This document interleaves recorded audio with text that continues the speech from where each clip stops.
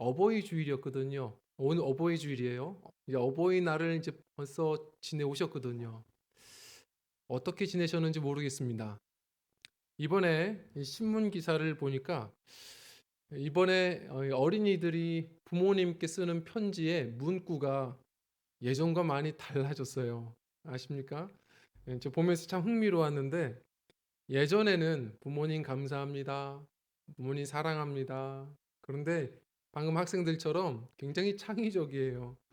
요즘에 문구 신문에서 가장 많이 쓴 문구들 이렇게 보는데 흥미롭습니다. 뭐라고 쓰냐면 뭐 자식 농사는 우리 엄마 아빠처럼 뭐 이렇게 쓰든지 뭐 효도의 완성은 현금 이러면서 또 선물을 했나 봐요. 예. 그리고 내가 잘난 건 아빠 탓, 뭐 이쁜 건 엄마 탓 이렇게 하고 뭐 내 인생 최고의 로또는 엄마 아빠 뭐 이렇게 표현을 하더라고요. 참 창의적이에요. 보면 그냥 흐뭇해집니다. 때로는 답답하고 힘들 때도 있겠지만 부모와 자식 간의 관계는 분명 우리의 선택이 아니에요. 하나님께서 우리에게 만나게 주신 나그네 인생의 소중한 선물입니다. 한 번은 이제 길을 걷는데 조금 이제 젊은 어머님이 이렇게 전화를 계속 하세요. 자녀에게 하는 것 같아요. 그냥 옆에 사람 신경 안 쓰고 화가 많이 나셨어요. 계속 뭐라고 하더니 전화를 끊자마자 주변 생각하지 않고 큰 소리로 자식이 웬수야 이러시더라고요. 자식이 웬수인가요? 누군가 그러더라고요. 이 자식이 원수라는 이 말은 이제 불교에서 쓰는 말이다. 왜냐하면 불교에서는 그런 얘기가 있잖아요. 원수지간이 다음 생애에서는 이게 부모 자식으로 태어난다. 그래서 우리를 이렇게 괴롭히는 거다. 뭐 이런 말을 쓰는데 성경은 그렇게 얘기하지 않습니다. 우리 그리스도인들은 기억해야 합니다. 성경은 한 번뿐인 인생이에요. 이 한 번뿐인 인생에 하나님께서 이 나그네 여정에 만나게 주신 소중한 선물 같은 관계입니다. 이 선물 같은 관계를 그래서 성경은 뭐라고 표현했냐면 이 자식이 왼수가 아니라 자식은 기업이다 이렇게 표현합니다. 기업이 뭐냐면 땅이에요. 땅. 하나님이 우리를 한평생 먹고 살라고 우리에게 빌려주신 밭이에요. 생각해 보면 자식 때문에 힘드실 때도 있겠지만 자식 때문에 기도하는 겁니다. 오늘도 자식 때문에 하나님을 알아가고 자식 때문에 오늘도 버티는 거죠. 하나님의 나그네 여정 속에 큰 위로를 주신 바로 복된 관계인 거거든요. 그래서 자식은 기업입니다. 자, 그러나 왜 우리가 그 선물을 선물로 못 누리냐면 잊지 않아야 됩니다. 이 땅의 주인은 하나님이세요. 하나님이 이 자녀를 나의 인생의 기업으로 맡기셨다면 이 땅을 무엇을 심을 것인지, 이 땅을 어떻게 가꿀 것인지는 늘 주님께 물으며 나가야 됩니다. 그래서 성경은 오직 주의 교훈과 훈계로 양육해라 라고 말합니다.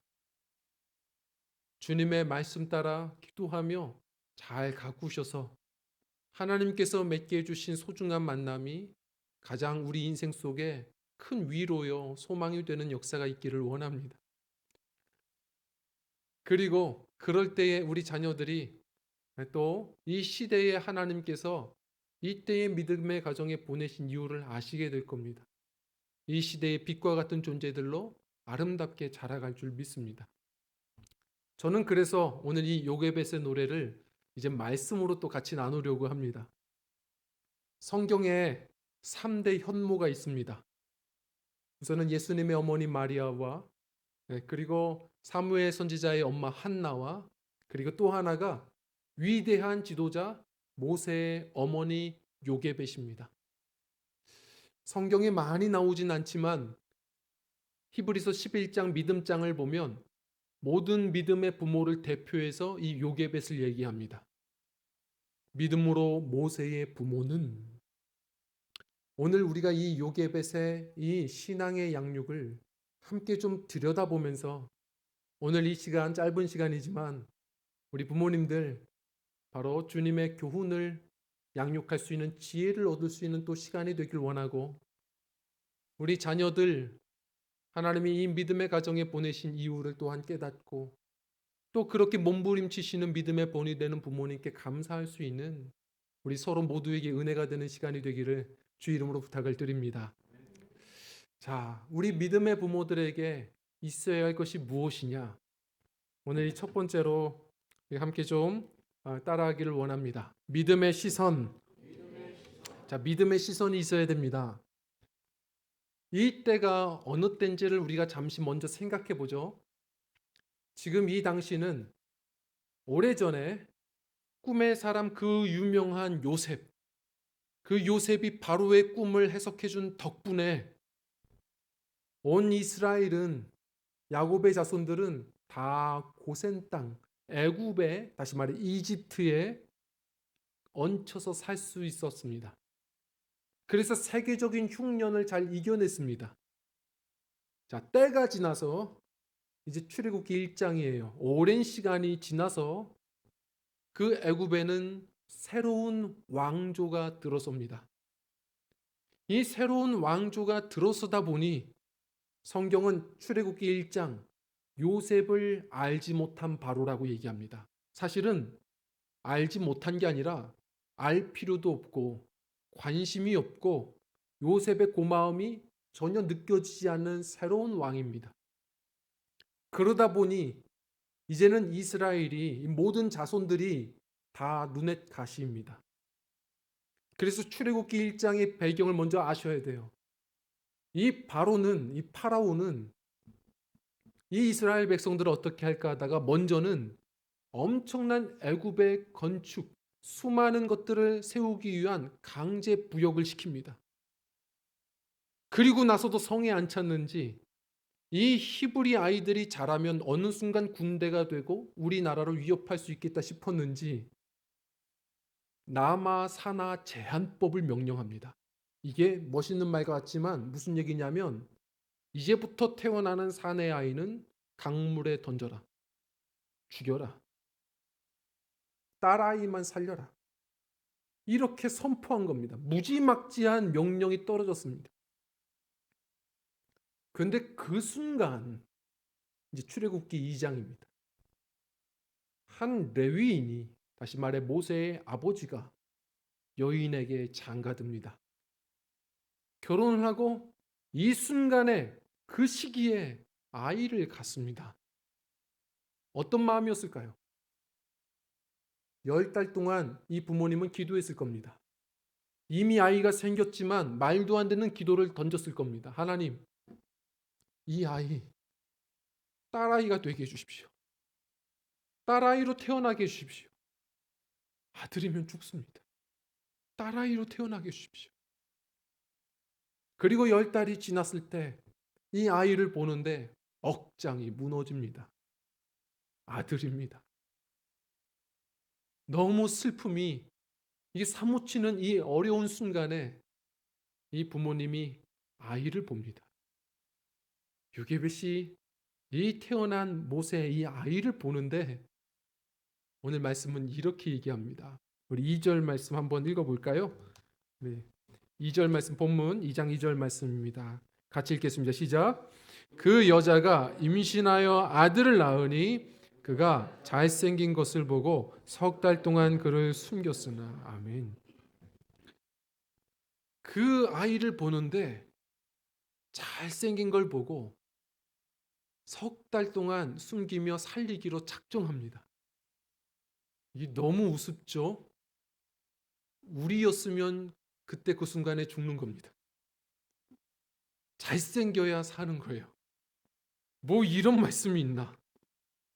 내가 태어났으면 죽었다, 이런 생각이 드는데, 가만히 보면 시험들 필요 없으십니다. 이 잘생겼다라는 표현은 사실은 원문으로 보면 너무 우리가 치중된 표현입니다. 이 원문에 보면 이게 토브라는 단어입니다. 토브. 우리가 지나가다 보면 믿음의 기업 레스토랑이나 카페 같은 데 가보면 토브 이렇게 쓴 데가들이 있어요. 적어도 우리 그리스도인이면 히브리어지만 요 정도는 알아야 됩니다. 토브. 우리 따라하겠습니다. 토브. 토브라는 말이 있습니다. 이게 창세기 1장에 계속해서 나오는 말입니다. 어디서 나오냐면 하나님이 빛을 만드시고 보시기에 좋았더라. 하나님이 궁창을 지으시고 보시기에 좋았더라. 좋다 뿐만 아니라 온전하다 뿐만 아니라 이것이 존귀하다, 아름답다 이런 표현들입니다. 다시 말해 하나님이 보시는 마음으로 지금 엄마가 아이를 보는 겁니다. 아이가 잘생겨봐야 지금 태어난 아이인데 뭐가 잘생겼겠어요. 그런데 너무 존귀한 겁니다. 이 아이 뭐지? 너무 귀한 거예요. 또 이 시대에 이런 아이를 주신 이유가 뭐지?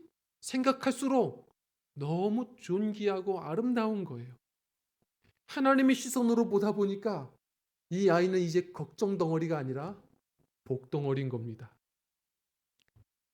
어떠십니까? 아이들을 볼 때 어떻게 보이시나요? 저는 우리 성도님들의 가정의 모든 자녀가 다 저는 모세라고 생각합니다. 제가 그냥 하는 얘기가 아닙니다. 작년에 신문 기사를 보니 바로가 이 세상은 없다고요? 천만에요. 이 세상의 임금 이 사단은 여전히 보이지 않는 파라오입니다. 작년 한 해에 낙태 건수가 5만여 건이었습니다. 그런데 불법 수술을 모든 걸 추정을 해보면 우리 국내에 한 해 낙태되는 수술량이 무려 추정치가 50만 건이라고 합니다. 이게 어느 정도로 놀라운 일이냐면 한 해에 작년 신생아 수가 한 30만 정도 됩니다. 훨씬 더 많은 아이들이 지금 강물에 던져집니다. 저는 지금 낙태 반대를 오늘 설교하려고 하는 게 아닙니다. 이 나라에서 태어나서 그나마 망정이지 태어나도 또 죽음에 던져집니다. 어떤 나라는 여전히 내전이 있어서 태어나자마자 소년병으로 키워지고 그 어린이들이 총을 들고 나아가 전쟁터에서 죽습니다. 저 남미의 많은 어린이들은 마약의 운반업을 하게 되고 그 어렸을 때에 마약에 중독되어 그렇게 죽어갑니다. 그리고 저 아프리카의 또 어린이들은 굶어 죽을 뿐만 아니라 며칠 전 기사죠. 나이지리아의 신생아 공장 들어보셨습니까? 어린이가 어린이를 낳고 그 어린이가 노예가 되거나 혹은 성착취 대상이 되어 또 그렇게 슬픔으로 죽습니다. 이렇게 영적으로 어두운 이 세상 속에 바로가 여전히 판치는 세상 속에 이렇게 태어났고 더불어 믿음의 가정을 만난 것은 우연이 아닙니다. 하나님의 시선으로 보셔야 합니다. 하나님의 부르심은 후회함이 없으신데 이렇게 하나님께서 만나게 하시고 이 가정에 태어나게 하신 이 아이는 반드시 하나님이 어두운 시대에 사용하시기 위하여 하나님이 부르시고 건지신 인생들입니다. 하나님의 관점으로 보셔야 합니다. 학생들도 마찬가지입니다. 제가 오늘 이 말씀을 준비하려고 어제 오는데 우리 학생들이 중고등부 아이들이 특송을 준비하고 있더라고요. 얼마나 귀한지 모릅니다. 제가 이 말씀을 준비해서 그런지 어제 따라 우리 아이들 얼굴을 보는데 너무 존귀한 겁니다. 사실은 중등부거든요. 주일학교의 귀여운 맛이 전혀 없습니다. 세상의 눈으로 볼 때 귀여운 맛이 별로 없는데도 우리 승찬이 같은 경우는 벌써 변성기가 왔더라고요. 목사님, 사무엘. 그런데도 이 친구들이 왜 이렇게 귀여운지 모르겠습니다. 그리고 우리 윤찬이 같은 경우는 이 등치도 보면 가끔 존댓말이 나와요. 그런데도 얼마나 귀하고 귀여운지 모르겠어요. 왜냐하면 이 시대에 이렇게 믿음의 울타리로 부르셔서 교회에서 말씀 듣고 기도하고 찬양하는 즐거움을 알아가는 이 친구들은 분명 하나님이 쓰시고자 부르신 인생들입니다. 너무 귀한 거예요. 선생님들은 어떤가요? 저는 선생님들도 너무 귀해요. 우리 청년들 생각해 보면 더 그렇습니다. 이번에 코로나19가 거의 다 이제 정리되는 줄 알았어요. 그런데 다들 아쉬우시죠? 마음이 아프시죠?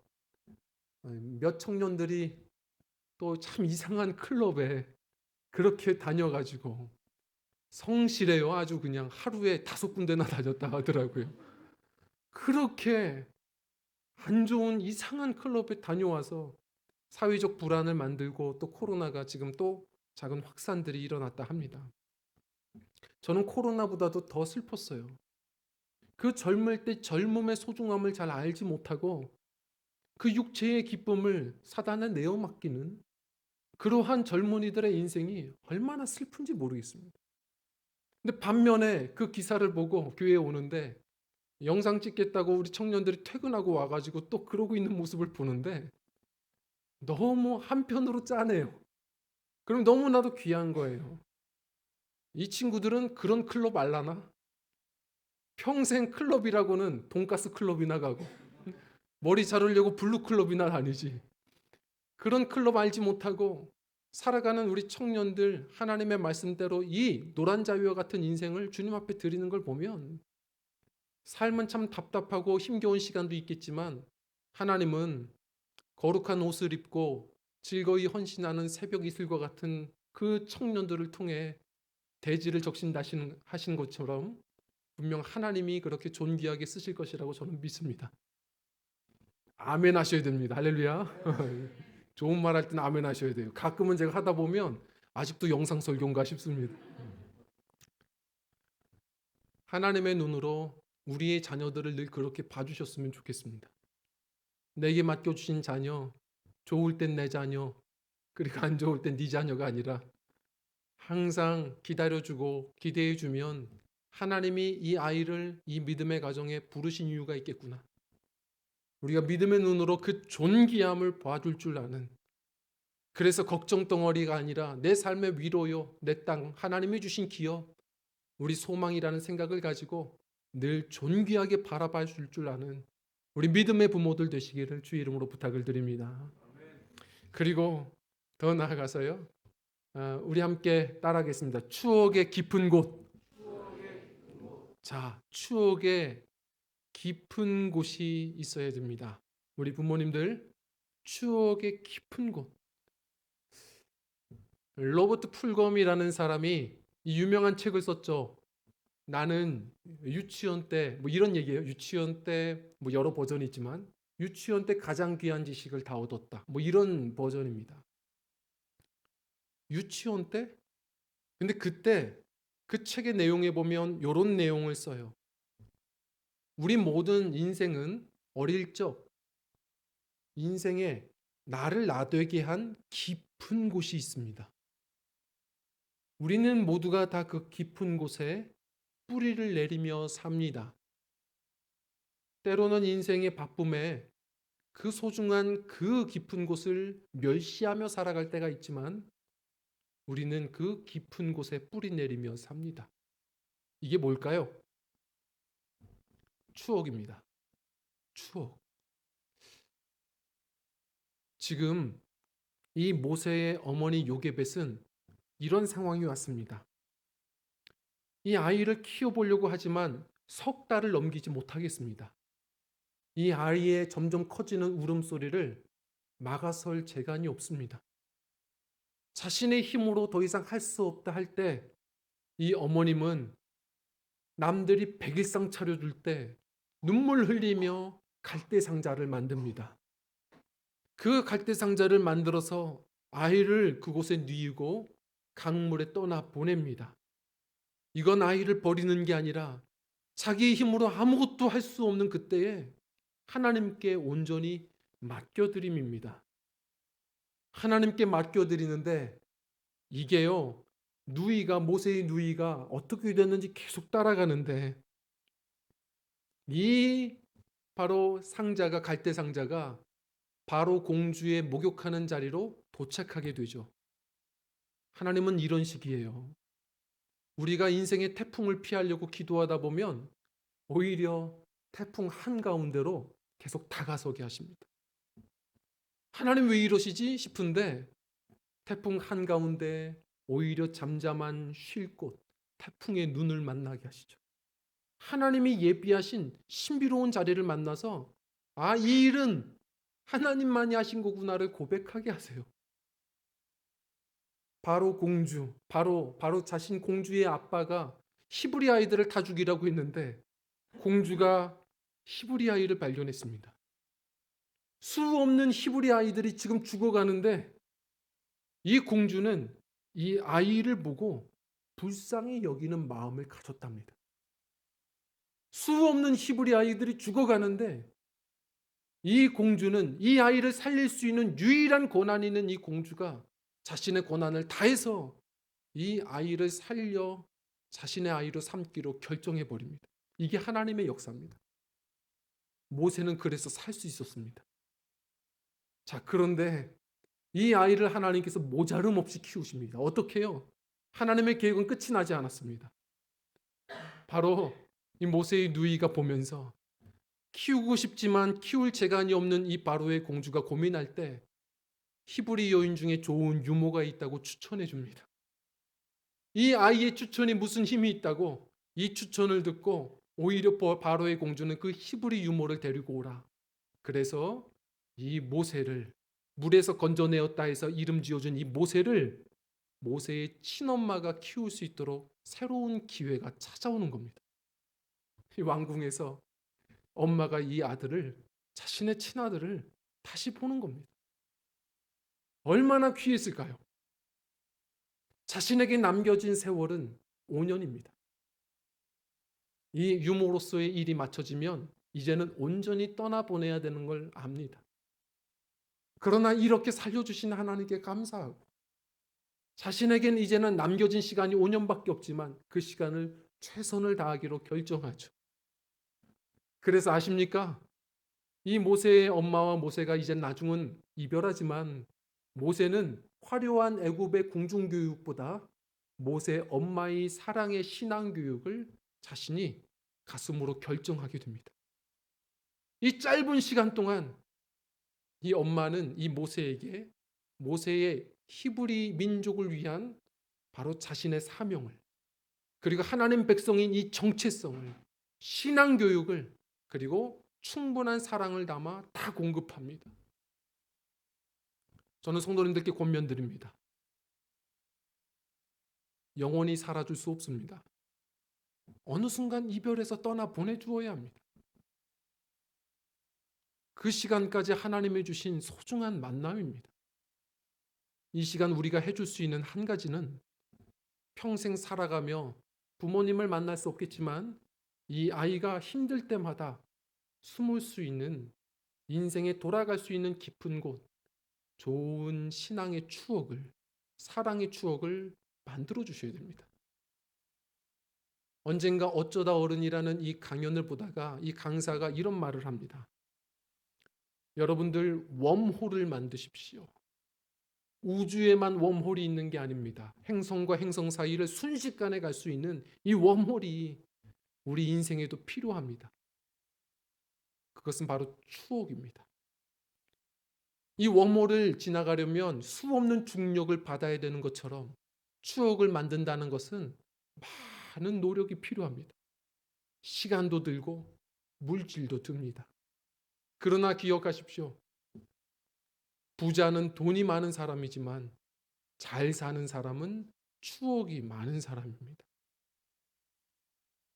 저는 그 말에 100분 공감합니다. 성도님들 추억을 만드시는 시간입니다. 저도 그렇거든요. 제 어릴 적을 돌아보면 저희 부모님은 늘 목회를 해오셔서 사실 많은 시간을 주지 못하셨습니다. 그래서 제가 성도님들께 늘 부탁을 드리는 것은 다른 것보다 꼭 여름이라도 한 번씩은 휴가를 꼭 부탁을 드리는 겁니다.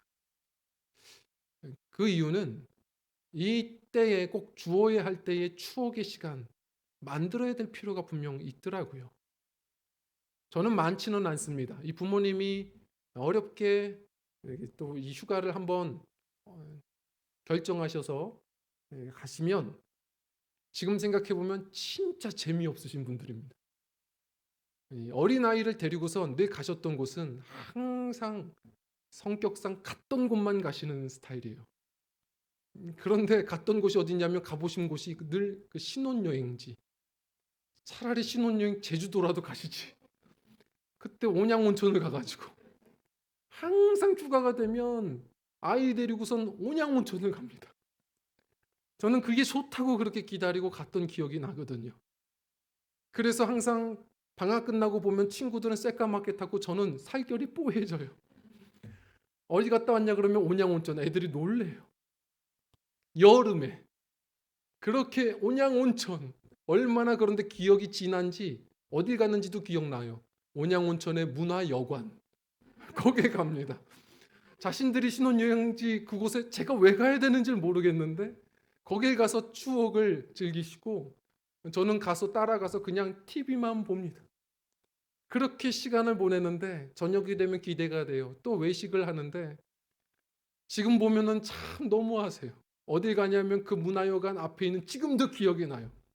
내장탕을 먹으러 갑니다. 7살짜리 아이 손을 붙들고 맛있는 거 사준다 그래서 늘 내장탕을 먹여요. 그래서 제가 고기를 좋아하는 거예요. 어렸을 때부터 그 부속물을 먹으면서 그렇게 달콤함을 그때부터 알았어요. 그런데 아십니까? 그게 뭐 그리 좋다고? 저는 온천하면 누가 말하면 순식간에 그때로 돌아갑니다. 웜홀입니다. 어디서 내장탕 이렇게 메뉴판 오랜만에 보면 그때로 순식간에 돌아가 잠시 피곤한 인생 속에 그 깊은 곳에 들어가서 잠시 쉽니다.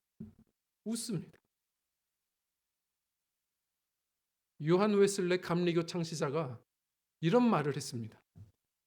우리가 이 다음 천국에 가게 되면 하나님은 우리에게 세 가지를 질문하신다. 먼저 첫 번째, 너는 평생 내가 너에게 준 그 시간을 어떻게 썼느냐? 두 번째, 너는 평생 내가 너에게 복으로 준 그 물질을 어떻게 사용했느냐? 그리고 세 번째, 너는 내가 너에게 맡겨준 바로 그 자녀에게 어떻게 대해주었느냐? 어떻게 양육했느냐? 물으실 것이다. 성도님들께 권면드립니다. 인생을 평생 살아줄 수 없는 우리가 해줄 수 있는 일은 잠시 하나님의 대리 관리자로 우리에게 맡기신 이 귀한 기업을 사랑으로, 신앙으로 힘들 때마다 잠시 그 기억 속에 쉴 수 있는 그 깊은 곳으로 우리가 초대할 수 있도록 이 깊은 곳, 추억의 시간을 자꾸 만들어 주셔야 됩니다. 힘들고 어렵지만 시간과 물질을 써서라도 우리가 잘 사는 사람들, 하나님께서 또한 그렇게 기뻐해 주시는 잠시의 시간을 주님의 마음으로 봐주고 그렇게 사랑으로 구김살 없이 자라갈 수 있도록 지극히 사랑해 줄 수 있는 좋은 추억을 제공해 주는 부모님들이 되시기를 주 이름으로 부탁을 드립니다. 제 친구는 아니죠. 공부할 때 설교학을 공부하시던 한 목사님이 계세요. 나이는 지긋하세요. 근데 저랑 같이 설교학 수업은 저는 조직신학을 공부했지만 그분이 공부하는 그 수업 관심이 있어서 설교에 관심이 있어서 한번 같이 공부했던 적이 있습니다. 그 서부 성결교회 유명하신 그 임채용 목사님이세요. 이 목사님이 한 번은 이런 얘기를 해주세요. 이 얘기가 유명해졌거든요, 한국에. 이분 얘기예요. 이분이 젊은 시절부터 목회를 하다 보니까 늘 시간이 없던 거예요. 그런데 아이가 태어나고 그런데도 설교 준비하느라 계속해서 서재에서만 씨름하고 살았답니다. 근데 하루는 토요일에 아이가 와서 아빠 놀아줘요.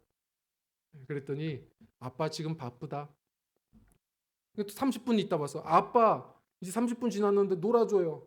조금만 더, 아빠 지금 바빠. 설교 준비해야 돼. 또 1시간 지나서 아빠 설교 좀 끝났죠? 저랑 놀아줘요. 그랬더니 아빠 아직 시간 안 됐어. 지금 아빠 설교 준비 더 해야 돼. 아빠가 지금 시간이 없어. 근데 그때 이 아이가 방문을 콱 닫으면서 뭐라고 얘기하냐면 설교도 되게 못하는 게. 그랬더니 이 목사님이 그걸 듣고 충격을 받은 거예요. 그러면서 이 느낀 것은 좋게 들으신 거죠. 회개 많이 했대요. 설교도 중요하지만 이렇게 하나님의 사람들을 섬기는 것도 참 중요하구나. 저는 무엇보다 저도 많이 결심하거든요. 우리 성도님들, 우리에게 맡겨주신 자녀들, 어떤 사역보다 위대한 것, 어떤 것보다도 하나님이 기뻐하시는 것이 또 이 자녀들을 잘 사랑으로 양육하는 일이라고 믿습니다. 요게벳이라는 이름의 뜻을 아세요? 어떤 자모님이 그러더라고요. 목사님, 제가 선교의 꿈이 많은데 요즘 아이를 양육하느라 여유가 없습니다. 아니요. 지금은 아이를 양육하는 게 또 하나님이 기뻐하시는 일일 겁니다. 성도님들 잊지 마세요. 아이를 대해주는 그것은 소일이 아닙니다. 요게벳이란 이름의 뜻이 하나님께 영광입니다. 하나님께 영광 돌리는 일은 대단한 나라를 섬기고 선교하는 일만이 아니라 이 대단한 하나님의 자녀를 귀하게 대우하는 겁니다. 사랑의 귀한 깊은 추억을 만들어주는 우리 성실한 우리 믿음의 일꾼들, 귀한 부모님들이 되셨으면 좋겠습니다. 그리고 우리 마지막입니다. 우리 따라하겠습니다. 기도의 갈대상자. 우리 마지막으로 우리가 꼭 있어야 할 것입니다. 기도의 갈대상자입니다. 5년이 지났습니다. 이제 정말 이 사랑하는 아이를 떠나 보내야 합니다. 유모로서의 일은 이제 끝났습니다. 이 애굽의 왕자를 이제는 하나님의 백성인 모세를 떠나 보내야 됩니다. 엄마의 마음이 어땠을까요? 그러나 이전보단 나았을 것입니다. 왜냐하면 한 번 떠나보낸 적이 있으니까요. 오래전 갈대상자, 지금은 보이지 않지만 2번째 갈대상자입니다. 떠나 보내는 겁니다. 내 힘으로 할 수 없는 그때 하나님께 온전히 맡겨드리는 겁니다. 눈물로 기도하고 이별했을 것입니다. 성도님들, 이 갈대상자라는 이 말이 어떤 뜻인지 아십니까? 이게 원어로는 테바입니다. 이게 무슨 뜻이냐면 이 테바라는 말이 이 구약 성경에 또 한 번 등장합니다. 어디서 등장을 하냐면 노아의 방주입니다. 네 진짜요? 요 아이의 갈대상자와 노아의 엄청난 방주와 이거 너무 다르지 않아요? 다릅니다. 규모가 아닙니다. 이 테바라는 뜻이 뭐냐면 상자예요. 배가 아닙니다. 영어 성경은 그래서 노아의 방주를 상자라고 말합니다. 이 테바의 특징이 있습니다. 이 테바는 크든 작든 특징이 있어야 되는데 동력이 없습니다. 자기들의 힘대로 키를 붙들고 운전해서 갈 수 있는 배가 아닙니다. 상자, 물결에 그냥 맡기는 겁니다. 이게 테바입니다. 우리 성도님들, 우리 모두가 테바의 기도가 있어야 합니다. 하나님이 주신 이 아이를 사랑으로 섬기고 그렇게 추억을 만들어주지만 영원할 수 없습니다. 하나님께 이 아이를 맡기는 기도가 우리에게 필요합니다. 제가 언젠가 이재철 목사님께서 은퇴하시기 전에 이 엄청난 이 병마와 싸움하시면서 인생에 오히려 말씀하실 때 힘은 없지만 인생의 진액이 느껴질 때 그분이 은퇴 전 가정주의를 맞이하셨고 그때 하셨던 나긋나긋한 목소리로 하신 그 예화가 막 마음을 두드렸어요. 저는 그래서 사실 다시 찾아봤습니다. 다시 찾아보고 오늘 성도님들과 같이 나누고 좀 기도하려고 같이 좀 다시 보고 한번 외워봤습니다. 제가 다 외울지는 모르겠는데 이재철 목사님의 그 소리로 그대로 한번 좀 전달해 드리려고 합니다. 한번 반주를 좀 부탁을 드릴까요? 말씀 찬양 반주로 부탁을 드립니다. 한번 이 목사님이 이렇게 이야기를 시작을 하셨습니다. 저에게는 너무나도 사랑하는 한 친구가 있습니다. 이 친구는 어릴 때부터 젊을 때 자수성가해서 많은 돈을 일찍부터 벌었던 친구입니다. 그런데도 그 성실한 친구가 국제정세의 변화에 밀려서 2번이나 큰 실패를 경험합니다. 그런데도 한 번도 울지 않고 꿋꿋하게 재기에 성공했던 그런 강인한 친구입니다. 그런데 그 친구가 며칠 전 저를 찾아와서 한없이 울었습니다. 무엇으로도 울지 않던 그 친구가 저를 찾아와서 그 울었던 이유는 다름 아니라 자신의 30살쯤 되는 자녀와의 관계의 어려움 때문이었습니다. 무엇으로도 알 수 없고 이해할 수 없는 그 아픔을 위로하기 위해 저는 그 친구의 스마트폰에 성경 어플을 깔아주고 하루에 시편 한 장씩을 읽기를 권면해 줬습니다. 왜냐하면 슬픈 인생에 눈물을 닦아주실 이는 오직 하나님밖에 없다는 사실을 제가 깨달았기 때문입니다. 인생은 그렇습니다. 대부분의 모든 인생은 눈물 없는 어린 시절을 보냅니다. 그 이유는 부모들이 대신 그들의 눈물을 흘려주기 때문입니다. 그러나 그 부모가 평생 그 아이의 눈물을 대신 흘려줄 수는 없습니다. 그 아이가 학교에 들어가면 이제 눈물겨운 인생이 시작됩니다. 입시 공부를 위해서 눈물겨운 살아가야 할 그 하루하루의 고된 인생을 부모의 눈물이 대신해 줄 수 없습니다. 인생의 온갖 풍파를 맞이해야 할 그 청년의 자식의 눈물을 부모가 대신 흘려줄 수도 없습니다. 오히려 어느 순간 다 늙어버린 부모의 그 인생까지 그 젊은 자식은 봉양해야 할런지 모릅니다. 그러나 그렇다고 하여 평생 눈물 흘렸던 부모의 눈물도 종식되는 것도 아닙니다. 서로 눈물 흘려보지만 그 눈물로 아무것도 해줄 수 없는 것이 그래서 우리 모두는 슬픈 인생입니다. 가정주일입니다.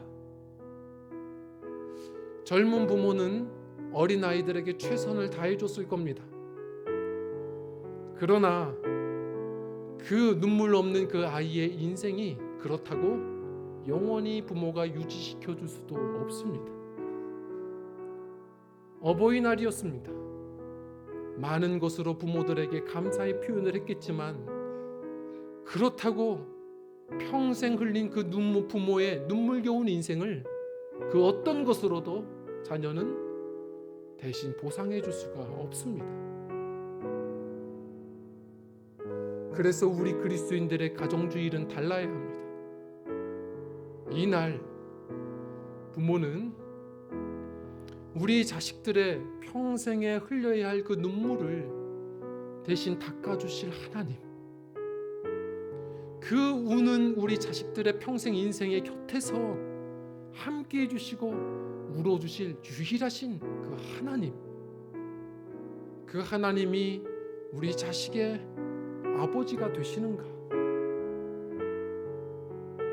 그리고 우리 자식들은 평생 눈물겨운 인생을 산 우리 부모들, 그 흘리는 눈물을 영원토록 닦아주실 하나님, 무엇으로도 보상할 수 없는 그 눈물겨운 인생을 다 품어주시고 알아주시고, 그 코끝에 호흡이 멈추는 순간까지 지켜주시고, 그 숨이 멎는 날도 안아주시고 다 보상해 주실 우리 하나님, 그 하나님이 우리 부모님의 아버지 되시는가, 그것을 확인하는 시간, 그것을 위하여 기도하는 시간이 되어야 합니다. 우리 성도님들, 이 이야기로 우리가 오늘의 말씀을 좀 대신하려고 합니다.